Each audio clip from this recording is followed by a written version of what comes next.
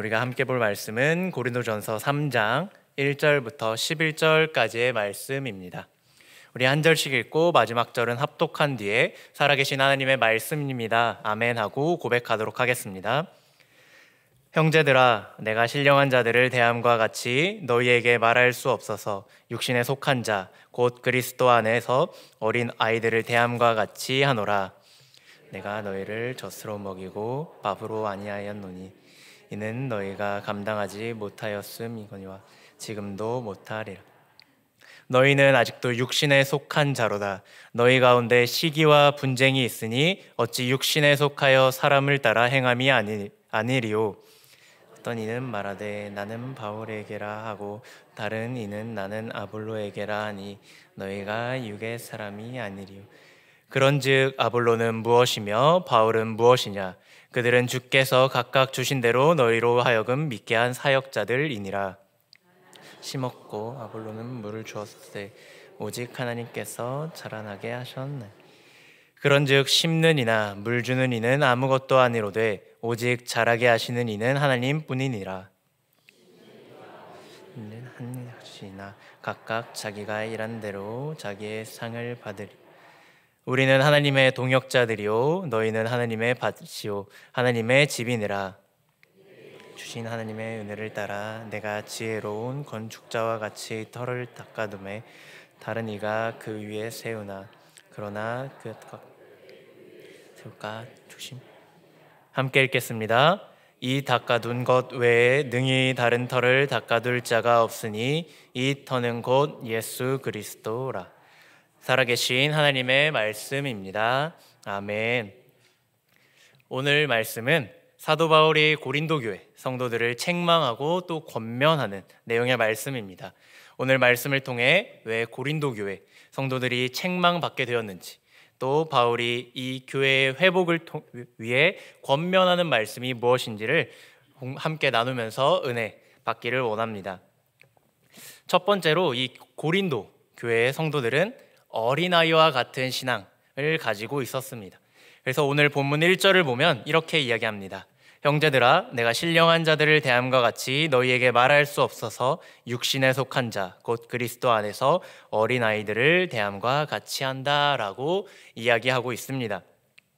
성경에서 이 어린아이와 같다라는 표현은 대부분 부정적인 의미로 사용됩니다. 어린아이의 그 순수함 같은 것을 이야기할 때는 긍정적으로 사용되지만 그것을 제외하고는 어린아이 같다라는 것은 미성숙하다라는 부정적인 의미로 사용되곤 합니다. 그래서 바울은 이 어린아이와 같다라는 표현을 사용함으로 고린도 교회 성도들이 아직 미성숙한 신앙을 가지고 있다라고 이야기를 했던 것입니다. 그렇다면 왜 바울은 이 고린도 교회 성도들에게 미성숙하다, 어린아이 같다라는 이야기를 했을까요? 이것은 3절과 4절을 보게 되면 우리는 알 수 있습니다. 이 3절과 4절의 말씀을 보시면 이들 안에는 시기와 분쟁이 있었다라고 이야기를 합니다. 쉽게 말해 성도들 사이에서 편을 가르고 서로를 공격하고 있었다라는 것입니다. 그래서 4절을 보시면 어떤 이는 말하되 나는 바울에게라 하고 다른 이는 나는 아볼로에게라 하면서 그리스도의 한 몸이어야 될 사람들이 나누어져 있었다라는 것입니다. 또 앞서서 고린도전서 1장 12절을 보면 바울은 이 분쟁에 대해서 조금 더 자세하게 이야기를 하고 있습니다. 당시 고린도 교회는 이 바울 그리고 아볼로파 이렇게 두 개로만 나눠졌던 것이 아니라 무려 4개의 파로 나눠져 있었습니다. 첫 번째는 교회를 개척한 바울을 추종하는 바울파, 그리고 두 번째는 그 바울의 후임으로 언변이 능하고 설교를 잘했던 아볼로파, 세 번째는 또 예수님의 수제자였으며 유대인이었던 게바 곧 베드로파, 그리고 마지막으로는 나는 그리스도에게로 속했다라고 하면서 나머지 3개의 파에 속한 사람들을 싫어했던 그리스도파, 이렇게 4개의 파로 나누어져 있었습니다. 이게 고린도 교회의 상황이었습니다. 우리는 당시 그 고린도 교회의 성도들의 정확한 숫자는 알 수 없습니다. 근데 추정하건대 이들이 가정집에 모였다면 아마 그 공간의 제약으로 인해 아무리 많아도 50명 정도 50명이 넘지는 못했을 것 같습니다. 그러기에 이들이 숫자가 그 50명을 넘었다면 아마 여러 가정에 나눠서 예배를 드렸을 것으로 추정할 수 있습니다. 그런데 왜 이들은 성도로서 믿음 안에서 하나가 되지 못할 망정 여러 파로 나뉘어서 분쟁하게 되었을까요? 바울은 이러한 모습을 두고 육신에 속한 자와 같다라고 이야기를 합니다. 이들이 서로 편을 나누고 분쟁하는 모습은 그 당시 세상에서 세상 사람들이 행하던 문화와 똑같은 모습이었기 때문입니다. 당시 편을 나누고 분쟁하는 것은 세상의 보편적인 문화였습니다. 왜냐하면 당시 사회에서 이 한 사람의 위치를 나타내고 평가하는 것 중에 하나가 바로 지혜와 철학이었습니다. 그런데 여러 철학 선생님들을 중심으로 세상에는 시기와 분쟁이 심했던 시대였던 것입니다. 당시 세상에는 철학자들을 중심으로 여러 학파들이 있었습니다. 그리고 그 학파들은 서로 상대방의 학파와 경쟁하는 구도였습니다. 그 경쟁에서 우위를 점하게 되면 더 많은 사람들을 자신의 학파로 불러들일 수 있고 또 많은 후원도 얻을 수 있게 됐습니다. 또한 어떤 학파의 지도자가 도시의 행정관으로 임명되게 된다면 자연스럽게 권력도 쥐을 수 있는 그 학파들의 모든 사람들이 권력의 중심으로 들어올 수 있는 그러한 환경이었습니다. 그래서 고린도 교회 사람들은 이러한 세상에 분쟁하고 경쟁하는 문화를 교회 안으로 가지고 들어왔던 것입니다. 그래서 그들은 내가 누구에게 속했다라는 것으로 교회 안에서 서로를 자랑하는 그리고 비교했던 것입니다. 그래서 이들은 바울이나 아볼로를 진심으로 사랑해서 존경해서 서로를 분쟁했던 것이 아닙니다. 그들은 자신을 자랑하기 위해서 서로 팔을 나누고 분쟁했던 것입니다.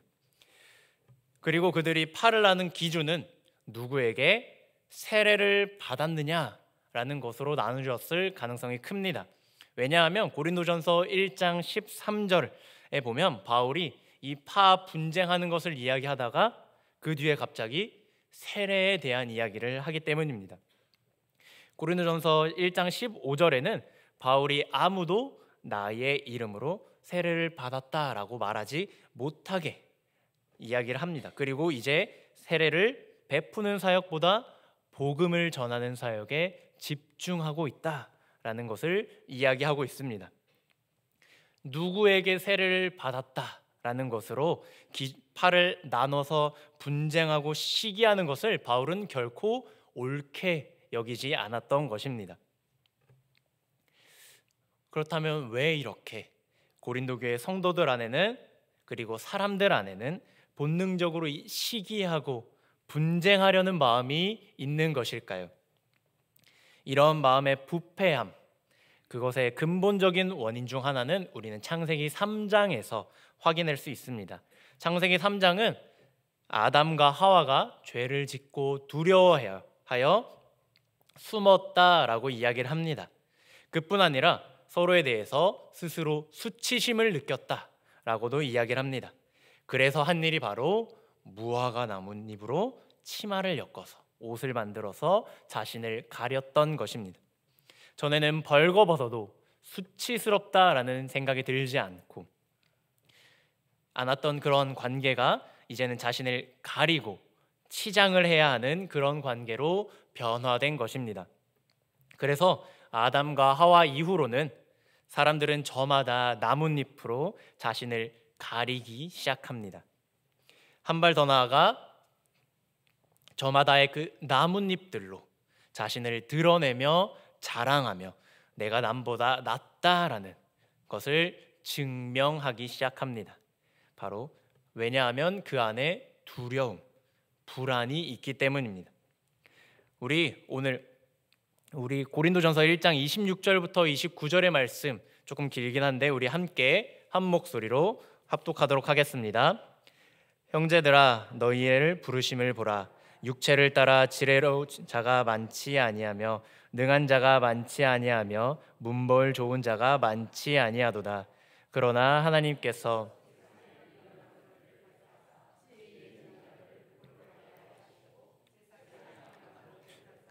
강한 것들을 부끄럽게 하려 하시며 하나님께서 세상의 선한 것들과 멸시받는 것들과 없는 것들을 택하사 있는 것들을 폐하려 하시나니 이는 아무 육체도 하나님 앞에서 자랑하지 못하게 하려 하심이라. 아멘. 이 말씀에 보면 지혜로운 것, 문벌 좋은 것, 그런 육체를 따라 자랑하지 말 것을 우리에게 이야기해 주고 있습니다. 우리 자신을 치장하고 꾸며주는 그런 무화과 나뭇잎 같은 것들은 결코 우리들의 근본적인 수치나 불안을 가려준다거나 우리를 완전하게 해줄 수 없기 때문입니다. 이소무화 중에 까마귀의 깃털이라는 이야기가 있습니다. 이야기를 보면 어느 날 새들 사이에서 새들의 왕을 뽑기 시작합니다. 그래서 까마귀도 이 이야기를 듣고 나도 왕이 되어야겠다 해서 그 경연에 참여하게 됩니다. 그런데 까마귀는 자신의 있는 모습 그대로를 가지고 참여하는 게 아닙니다. 바닥에 떨어져 있던 다른 새들의 이쁜 깃털들 하나둘 모아서 자신의 몸에 꽂기 시작합니다. 그래서 그 깃털들이 마치 나의 깃털인 것 마냥 치장을 하고 경연에 참여하게 됩니다. 그래서 새들의 왕을 뽑는 그 경연 자리에 까마귀는 화려한 모습으로 등장하게 됩니다. 하지만 다른 새들에 의해 그 깃털이 까마귀의 깃털이 아니다라는 사실이 곧 밝혀지게 되며 까마귀는 그 왕으로 올라가지 못한다라는 이야기입니다. 이 이야기에서 까마귀가 모은 그 깃털이 가짜라는 것이 들통났던 것처럼 이 아담과 하와가 자신을 감추기 위해 입었던 무화과 나뭇잎을 잎도 그들을 완전히 지켜주지는 못했습니다. 그래서 하나님은 그들에게 무화과 나뭇잎 옷 대신에 가죽 옷을 입혀주셨습니다. 그리고 하나님께서는 장차 아담과 하와의 그 가죽 옷이 상징하는 예수 그리스도라는 가장 의롭고 완벽한 옷을 우리에게 입혀주신 것입니다. 그러므로 우리도 다른 것들을 의지하지 않고 자랑할 것이 아니라 오직 예수 그리스도만을 자랑하는 여러분들이 되시기를 소망합니다. 우리 다 같이 오늘 본문 5절과 6절 말씀 함께 읽도록 하겠습니다. 그런즉 아볼로는 무엇이며 바울은 무엇이냐? 그들은 주께서 각각 주신 대로 너희로 하여금 믿게 한 사역자들이니라. 나는 심었고 아볼로는 물을 주었으되 오직 하나님께서 자라나게 하셨나니. 아멘. 두 번째로 바울과 아볼로는 물을 주는 것을 감당한 사역자들이었습니다. 말씀을 보면 이 고린도 교회 성도들이 서로 분파를 나누고 자랑했던 이 바울과 아볼로의 역할을 이야기하고 있습니다. 바울은 심는 역할을 감당했고 아볼로는 물을 주는 역할을 감당했다라는 것입니다. 이는 둘 다 교회에 있어서 꼭 필요한 소중한 일을 감당했다는 말씀입니다. 왜냐하면 먼저는 심어야 물을 줄 수 있는 것인데 바울은 심는 역할을 감당했기에 물을 줄 수 있었던 것입니다. 또 심기만 하면 끝나는 것이 아니라 물을 주어야 자라날 수 있는데 아볼로는 이 물을 주는 역할을 감당했다라는 것입니다. 그런데 이 모든 과정 가운데 실제로 이것을 자라나게 하신 분은 바로 하나님이십니다. 이 7절을 보면 심는 것이나 물을 주는 것은 아무것도 아니로되 오직 자라게 하시는 분은 하나님이시다라고 이야기합니다. 그러기에 모든 것을 하신 분이 하나님이신데 너희는 왜 바울이 낫니? 아볼로가 낫니? 하고 싸우고 있느냐? 분쟁하고 있느냐라고 묻고 있는 것입니다. 우리 8절 말씀도 다 함께 읽도록 하겠습니다. 심는 이와 물 주는 이는 한 가지이나 각각 자기가 일한 대로 자기의 상을 받으리라. 아멘. 말씀을 보면 심는 이와 물 주는 이가 다른 것이 아니라 한 가지이다 라고 말씀하고 있습니다. 이들은 서로 비교하며 경쟁하는 것 대상이 아니라 바로 교회를 세우는 한 가지 일에 쓰임받은 사람이다 라는 것을 말씀하고 있는 것입니다. 그러므로 그들은 각각 일하는 대로 자기의 상을 받는다라고 말씀합니다. 우리 작년 파리올림픽이 있었습니다. 그 파리올림픽 중에서 단연 가장 빛났던 것은 저는 양궁이라고 생각합니다. 한국 여자 단체 양궁이 올림픽 10연패를 달성했습니다. 또 여자 양궁 개인전에서는 같은 한국 선수들끼리 경쟁을 하면서 결승전을 치르면서 금메달과 은메달을 따기도 했습니다. 그런데 우리나라의 그 누구도 그 선수를 보면서 시기하거나 질투하지 않았습니다. 그들이 열심히 노력한 것을 알고 있고 그들의 노력이 그 상으로 보답받았다라는 것을 잘 알고 있었기 때문에 우리 모두가 기뻐했습니다. 그리고 또 한국 선수들끼리 결승전을 치를 때도 네 편 내 편 하면서 편을 가로서 나눠서 응원하지 않았습니다. 결승전에서 누가 우승했든지 그들은 우리나라를 대표하는 사람들이었기 때문입니다. 그래서 그들의 우승은 곧 우리들의 우승이 되는 것입니다. 그래서 오늘 1절에는 바울이 강조해서 말하고 있는 것이 바로 형제들아 라는 이 호칭인 것입니다. 고린도 교회 성도들이 서로를 비교하고 편을 나누는 그런 관계가 아니라 형제요 한 가족이다 라고 이야기를 하는 것입니다. 우리 다 같이 히브리서 2장 11절 말씀을 함께 합독하도록 하겠습니다. 거룩하게 하시는 이와 거룩하게 함을 입은 자들이 다 한 근원에서 난지라. 그러므로 형제라 부르시기를 부끄러워하지 아니하시고. 아멘. 말씀을 보면 예수님께서 우리를 형제라 부르시는 것에 부끄러워하지 않으신다라는 것입니다.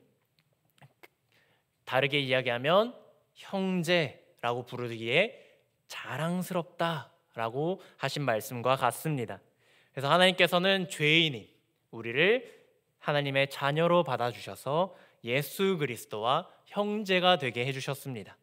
우리의 그 맏형 되신 예수님께서 우리를 향해서 나는 저런 죄인들이랑 상종할 수 없어 라고 하지 않으시고 형제다 라고 부르시는 것을 부끄러워하지 않았다라는 것입니다.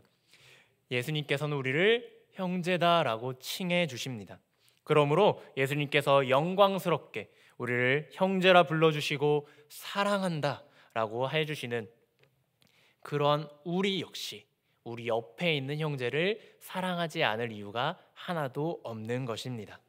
그러므로 내 옆에 성도가 나와 너무 다르다고 또 연약함과 부족함이 내 눈에 보인다 할지라도 그 형제를 정말 형제로 여기고 사랑하는 성도 여러분들이 됐으면 좋겠습니다. 또한 성도뿐만 아니라 이 사역자도 마찬가지입니다. 어떤 목사님이 혹은 또 어떤 전도사님이 이전에 그 목사님이기 전에 전도사이기 전에 그리스도 안에서 한 형제요 자매로 바라봐 주시길 바랍니다. 그래서 우리가 맡은 그 어떤 직분보다 예수님 안에서 형제가 되었다라는 것만큼 영광스럽고 감사한 일이 없다라는 것을 우리 모두가 기억했으면 좋겠습니다. 우리 세 번째로는 우리는 그리스도를 바라봐야 한다라는 것입니다. 우리 고린도전서 1장 31절부터 2장 2절까지의 말씀을 한 목소리로 합독하도록 하겠습니다. 기록된 바 자랑하는 자는 주 안에서 자랑하라 함과 같게 하려 함이라. 형제들아 내가 너희에게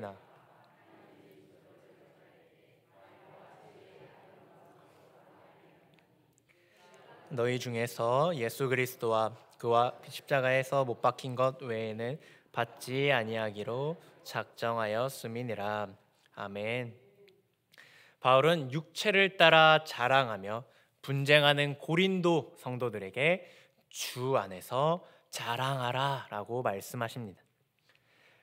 그러면서 바울 자신도 예수 그리스도와 그가 십자가에 못 박힌 것 외에는 아무것도 알지 아니하기로 작정했다라고 고백하고 있습니다.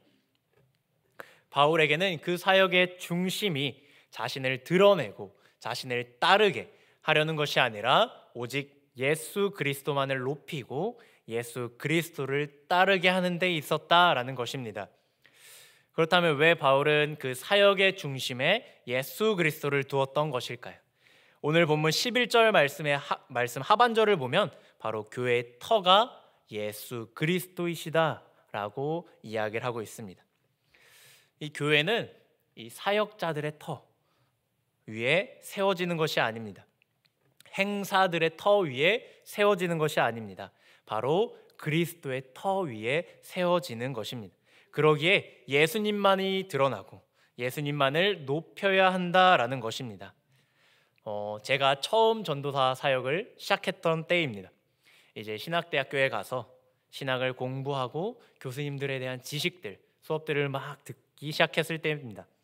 그러면서 이 사역 초기에는 이 설교를 통해 부끄럽지만 그리스도를 드러내기보다는 내가 수업 시간에 배웠던 거, 나는 이만큼을 알고 있어 라는 것을 조금 더 보여주는 그러한 설교 내용들을 그 설교에 담았던 것 같습니다. 그래서 설교를 준비할 때는 일반적인 해석의 그 주석이나 이런 것들을만 참고하는 것이 아니라 다른 설교자들의 설교들 혹은 도서관에 가서 더 다른 책은 없나? 더 깊은 신학적 내용을 가지고 있는 건 없나? 막 찾아보며 설교에 담아 넣기 시작했습니다. 뭔가 나는 진짜 성경을 열심히 공부하고 있고 연구하고 있는 사람이다라는 것을 보여주고 싶었던 마음이 컸던 것 같습니다. 그러면서 그 성도들에게 혹은 제가 가르치던 아이들에게 전도사님은 성경에 대해 무지하지 않구나, 성경에 대해 잘 알고 계시는구나 라는 평가를 받고 싶었던 것 같기도 합니다. 그래서 설교는 짧지만 그래도 들을 내용이 너무 알차고 꽉 차 있다, 그런 인정을 받고 싶었던 것 같습니다. 그런데 물론 그때는 제 마음에 그런 마음이 있었는지 잘 알고 있지 못했습니다. 그저 나는 여러 성경학자들이나 설교자들의 말씀을 잘 소화해서 청중들의 상황과 필요에 맞게 전하는 그런 유통자의 역할을 잘 해야겠다라는 생각을 했던 것 같습니다. 어찌되었던 중요한 것은 예수님을 중심으로 예수님을 온전히 드러내는데 집중하지 못했다라는 것입니다. 그런데 이게 사역하는 연수가 쌓여가면서 이러한 것들이 뭔가 경험적으로 잘못되었다라는 것을 느끼게 되었습니다. 그래서 어느 순간부터 이 설교를 준비하는 일이 즐겁고 기쁜 일이 아니라 힘들고 정말 스트레스를 받는 일이 되었습니다. 예를 들어보면 나는 말씀을 하는데 이걸 잘해야 될 뿐 아니라 또 인정도 받아야 돼 라는 것입니다. 아니, 또 사람들에게 인정받는 것은 둘째치더라도 내 스스로 이만하면 너무 잘했어, 이렇게 인정을 받아야 되는 압박이 있었던 것입니다. 그러면서 자신을 더욱더 가혹하게 채찍질하기 시작했습니다. 더 많이 공부하게 되고 더 많이 연구하게 되었습니다. 그러다 보니 한창 심할 때는 설교를 준비할 때 도서관에 가서 일주일에 책 3권에서 4권 정도를 계속해서 막 빌려서 읽고, 물론 그 책을 다 읽지는 못했지만 그 중요한 부분들을 막 찾으면서 설교에 담기 위해서 열심히 노력했었습니다. 그리고 딱 평가의 자리, 설교를 딱 하고 나서 이제 아이들의 표정을 보거나 저의 스스로의 마음의 만족감을 느끼며 그 평가를 판단하는 시간을 가졌습니다. 그런데 그렇게 해가 거듭할수록 뭔가 소진되고 탈진되어 가는 그러한 것을 느꼈습니다. 감사하게도 이러한 시간들이 아주 오래 가지는 않았습니다. 이런 과정을 통해서 얻은 해답은 은연중에라도 나를 인정받는데, 나를 드러내는데 신경 쓰는 게 아니라 부족하더라도 예수 그리스도를 전해야겠다, 예수 그리스도를 중심을 두고 설교를 해야 된다라는 깨달음이었습니다. 왜냐하면 은연중에 나를 드러내게 된다면, 그것이 목적이 되어버린다면 그것은 100% 지는 게임이기 때문입니다. 100% 지는 게임이다라는 것은 무엇이냐면 제가 설교를 하는데 인정받고자 하는 그 목적이 점점 더 커진다고 가정을 해보면 제가 설교할 때 얻는 반응은 두 가지일 것입니다. 하나는 사람들이 저를 좋아하는 것이고 하나는 좋아하지 않는 것일 것입니다. 그래서 저는 저를 좋아해 준 사람이 계속해서 좋아해 주길 그런 바라는 마음으로 준비할 것이고, 또 싫어하는 사람이 저를 또 좋아하게 만들려고 나름대로 또 열심히 애를 써야 합니다. 그런데 제가 하나님도 아니고 모든 사람을 100% 만족시킬 수는 없습니다. 그렇기 때문에 100% 질 수밖에 없는 싸움인 것입니다. 그런데 저는 제가 바울처럼 온전히 하나님만을 드러내고자 집중한다면 그 싸움은 100% 이기는 싸움이 될 것입니다. 그래서 성도분들도 사역자들을 바라볼 때 그리스도를 바라볼 수 있게 되고, 그리고 그때 자연스럽게 그 그리스도를 경배하며 찬양할 수 있게 되는 것입니다. 이것은 사역자도 마찬가지입니다. 설교를 준비하며 말씀을 연구하는 일이 어려운 일을 맞습니다. 하지만 계속해서 그리스도께 집중하려고 할 때 저도 설교를 통해 그리스도를 바라보고 그리스도를 경배하게 된다라는 것입니다. 그리고 그러면 은연중에라도 나를 의식하거나 신경 쓰지 않게 되고, 이제 저도 그리스도를 바라보며 즐거워하고 기뻐하는 자유를 누리게 되는 것입니다. 제가 이 원리를 깨닫기까지 10년 정도 걸린 것 같습니다. 그래서 여러분들은 제 10년의 노하우를 지금 듣고 계신 것입니다. 이 성경에 분명히 나와 있음에도 불구하고 제가 이 사실을 깨닫기까지 그런 교만함이 꺾이고 겸손해지는 데까지 10년이라는 오랜 시간이 걸렸던 것 같습니다. 그러므로 사랑하는 성도 여러분, 예수 그리스도를 바라보는 것은 설교자뿐만 아니라 성도님들에게도 동일한 원리입니다. 성도들도 사역자가 아니라 궁극적으로 우리의 주인 되시는 예수 그리스도를 바라봐야 합니다. 만약 성도분들이 예수 그리스도를 바라보지 않고 목회자를 바라보게 된다면 그 목회자의 수고를 바라보며 자랑하게 될 것입니다. 좋은 목사님에게 좋은 목양을 받고 내가 훌륭하다라는 생각을 하게 될 것입니다. 그런데 반대로 어느 날 목사님의 연약함을 보게 된다면 그 연약함을 보고 화가 날 것입니다. 우리 목사님은 이런 건 잘하는데 이런 건 못해 라고 평가하고 실망하게 되는 것입니다. 그런데 목회자를 바라보는 것이 아니라 예수 그리스도를 바라보게 된다면 목회자를 향한 시선도 달라지게 될 것입니다. 아, 저분도 우리의 형제구나. 우리를 궁극적으로 목양해 주시는 분은 바로 예수님, 예수 그리스도시구나라는 것을 깨닫게 되실 것입니다. 그럴 때 진정으로 우리가 한 형제로 이 한 공동체를 이룰 수 있게 되는 것입니다. 또 그들의 연약함을 보고, 우리 형제의 연약함을 보고 긍휼히 여기고 기도할 수 있게 되는 것입니다. 우리 말씀을 정리하고자 합니다. 고린도 교회 성도들은 어린아이와 같이 서로 시기하고 분쟁하는 모습을 보였습니다. 이는 예수님을 바라보지 못하고 자기 자신을 자랑하고자 하는 교만에 빠졌기 때문입니다. 사도 바울은 이를 향해 교회의 터가 되시는 예수 그리스도만을 자랑하고 바라보라라고 권면하고 있습니다. 예수님만을 바라볼 때 우리는 모든 인정과 교만과 자랑으로부터 자유로워질 수 있기 때문입니다. 이런 말이 있습니다. 미국의 그랜드 캐니언 앞에 구덩이를 파놓고 어느 구덩이가 더 깊은지 자랑하는 사람은 아무도 없다라는. 저는 그랜드 캐니언에 가보지는 못했습니다. 하지만 이 말은 우리 설악산에서도 똑같이 할 수 있을 것 같습니다. 우리는 그랜드 캐니언, 설악산 같은 그 경이로움을 마주할 때 내 구덩이가 얼마나 깊은지, 그리고 내 자신을 잃어버리게 된다라는 것입니다. 내 자랑과 내 교만을 잊어버리고 그 경이로움 앞에 감상하게 된다라는 것이죠. 예수님을 바라보는 것도 마찬가지입니다. 예수님을 바라봄으로 그분의 아름다움과 경이로움에 사로잡히게 될 때 우리는 나의 교만, 나의 자랑을 잊어버리고 하나님만을 경배하며 예배하게 될 것입니다. 그러므로 주변 사람들에게 복음을 전하며 그리스도만을 자랑하게 될 것입니다. 그러므로 더욱 그리스도를 바라봄으로써 예수로 충만하고 예수님이 흘러넘치는 저와 여러분들이 되시기를 간절히 소망합니다. 우리 이 시간 말씀을